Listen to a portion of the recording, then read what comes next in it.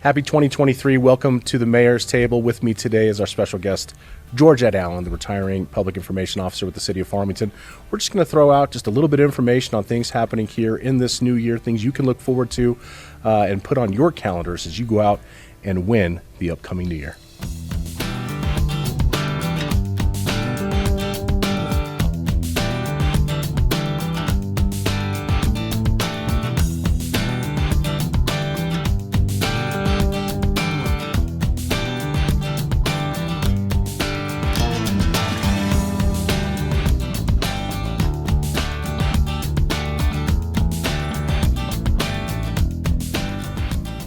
Happy 2023, everyone. Farmington Mayor Nate Duckett, thank you for joining us for our kickoff edition of the Mayor's Table. With me today is the Public Information Officer for the City of Farmington, who is retiring, Georgette Allen. Hello. Well, I wish I was retiring. You're going to be. After this episode, I believe. I'm not officially retiring. I wish. Well, listen, I appreciate you having fun today and being willing to come on camera. You have spent 15 years in service of the people of Farmington in various roles, but most recently as our Public Information Officer, who helped bring in our marketing team to help facilitate better communication across all platforms for the benefit of the people of Farmington. So I think it was worthwhile to try and get you on camera here today to first say thank you from me to you. Obviously, you know I tell you all the time how much you mean to me and the great work that you do, and so I thought it would be great to share as we look at 2023 and the new year that's coming. You know so much that's happening because of all that information flows through your office, literally, and you help write up tons of great scripts and different things that we all utilize. So I thought it was great to bring you on here today and talk about the new year, of which you're not going to be a part of with the city. I am not. I'm sorry. Great new adventures, though, for you. That's super exciting. I'm very excited for you. You're going to have a great time. But Georgette, 2023 is going to have a lot of opportunities for us. This is the time of grant funding. Even in the midst of all the different ARPA funds and all the stuff going on in the feds, we have some dollars coming in. I just want to make sure people knew about exactly what those things were. We have right now, currently in D.C., we have two projects that are approved on a bill. The first one would be for a complete upgrade to the water treatment plant 1 located at Orchard, our longest serving water treatment plant facility. That's $15 million that Congress hopefully will be appropriating to us. And then there's another $5 million dedicated to a feasibility study and construction documents for 30% design to expand our reservoir, Lake Farmington, so that we could have additional days of water storage there, which is pretty vital right now.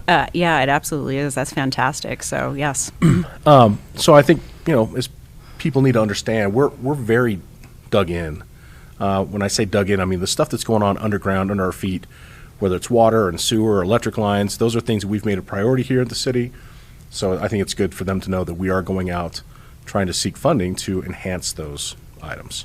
Absolutely. I mean, this is an important episode that our community knows the things that the elected leaders are doing behind the scenes to make Farmington great. And I would like to thank Congresswoman Ledger Fernandez for actually carrying that. And I can say from the people of her office early on, once she was elected, they've been, coming out. It's like, tell us what you need.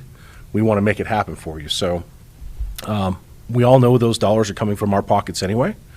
So I think getting those dollars back here to Farmington and utilizing for the community's benefit is awesome.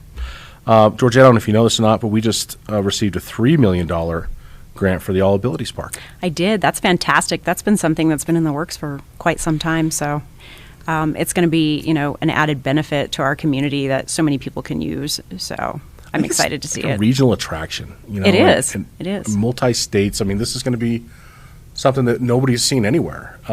Rio Rancho has one. I think there's one in Texas. But it's great to see the type of support that we're getting for that kind of project at the old Tibbetts location. Yeah, absolutely. Juniper Basin Bike Park, we've received $250,000 for our Phase 1, part of our Phase 1 plans. That's going to be located off of North Foothills. It's going to be an all ages, all abilities mountain bike park. We're excited about that. We've received additional grant funding for the Pavilion located at Farmington Museum or Gateway Park. So that will be a part of the Phase 1 construction going on there at Gateway Park. And of course, the big one is going to be the Pinon Hills Bridge and Boulevard extension. As we have discussed here on the show, we plan on seeing that go out to bid probably early summer with the hopes that we break ground by fall. That is exciting. What has that been, 20 years in the making? Yeah, I believe. Plus some, for sure.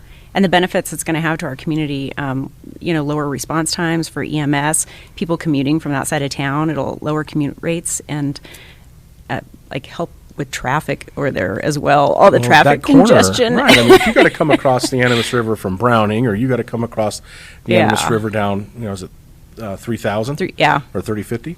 Yeah. Those are the only two ways into that area. So to add that third crossing right there, I think it's going to be just tremendous benefit. And for the folks who live up there on Crouch Mesa and those areas, obviously. Oh, yeah, that's going to be huge. Yeah, easier access to get in town. I'd see more homes probably being developed out there. Yeah. Additional areas for some commercial development. So, absolutely. Again, that's another big real win key for our community. Yeah. We've also approved some additional hires. Georgette Allen, we're going to be talking to people about public information officer position. I don't like the way you said that. You looked at me. I can hear it in your voice. It's very sad. We've also approved funding to bring back in our outdoor recreation director, Warren Unzicker, who's our economic development director, has kind of been wearing two hats.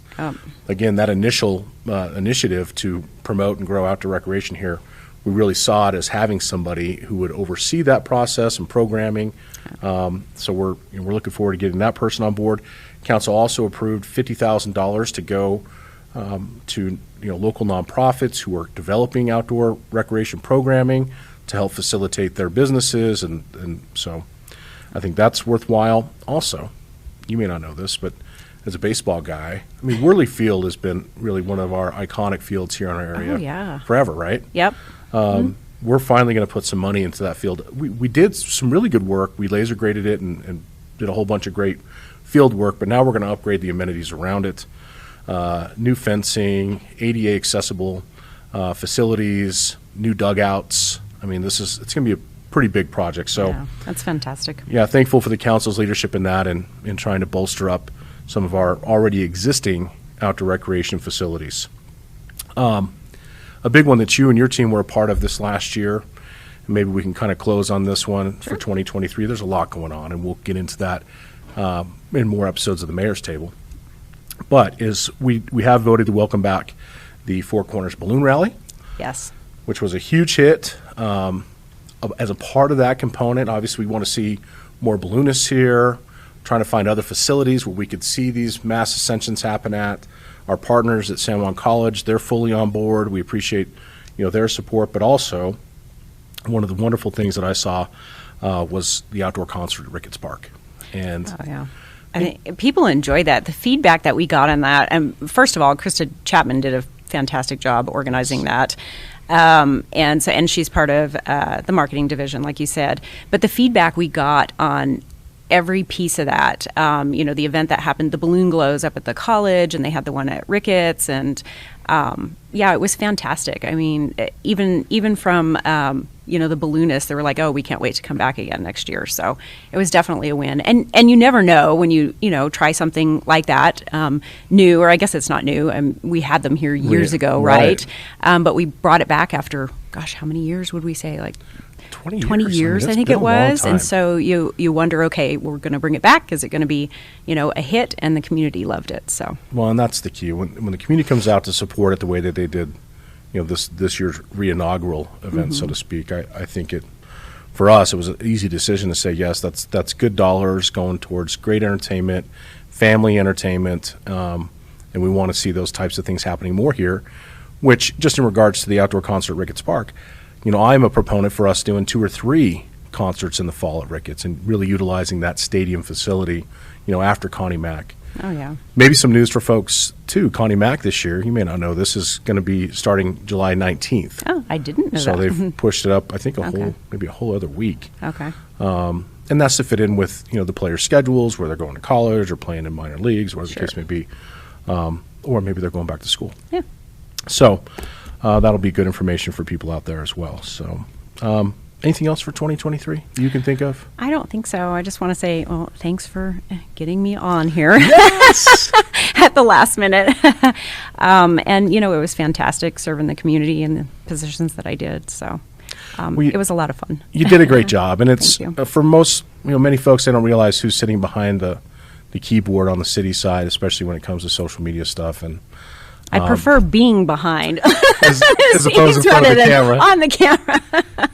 But I do believe it takes a very special individual to deal with the types of things that we deal with on social media, and certainly just the questions that are asked and the comments that are made. And you've been very resilient and thick-skinned and maintained a positive attitude even in the midst of some of our most trying times. I think the last few years have been extremely trying in your position. So thank you for what you've done and for setting us up, I think, on the right path for our marketing team to create new opportunities for people to come in and take it to that next level. Yeah, so, I'm excited to see what they do. Well, good luck to you in 2023 in your new business. Thank you. Yeah. I appreciate it. And thank you for tuning in on this New Year's edition of the Mayor's Table. Short episode today. We just encourage you to make sure you're following the Mayor's Table on various social media platforms, including now where Georgette has been able to expand our reach into the podcast world.